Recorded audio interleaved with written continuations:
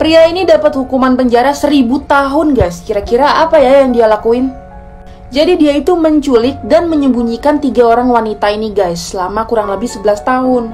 Namanya itu ada Michelle Knight, Amanda Berry, dan Gina De Jesus. Bahkan yang namanya Amanda Berry ini sampai melahirkan dan punya anak dari si Ariel Castro. Nama pria ini adalah Ariel Castro dan dia merupakan seorang supir bus. Selain diculik, mereka juga kadang-kadang gak dikasih makan, mandi cuman boleh 2 kali dalam seminggu, kaki tangan dirantai. Dan yang namanya Michelle Knight ini sampai keguguran 5 kali dari anaknya si Ariel Castro karena selama dia mengandung, dia tuh dikasih kekerasan dan gak dikasih makan. Mereka itu diculik dan dikurung di bawah rumahnya dia ini. Jadi kayak di dalam rumah ini ada kayak tempat rahasia gitu yang dia gak bisa keluar sama sekali.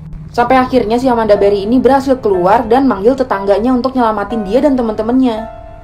Gara-gara kentut, pria ini masuk penjara guys.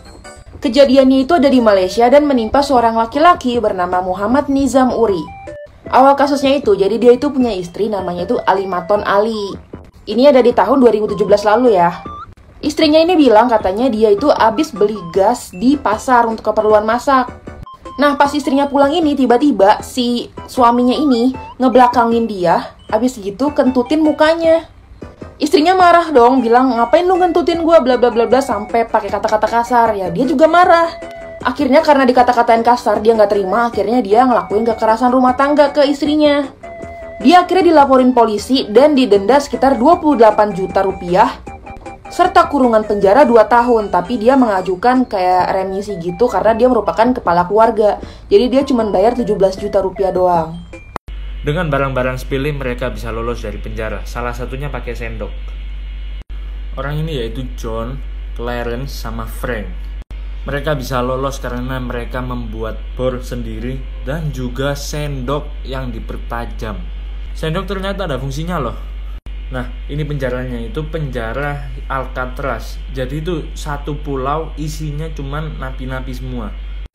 Dan juga ini dikelilingin sama laut-lautan yang airnya super dingin.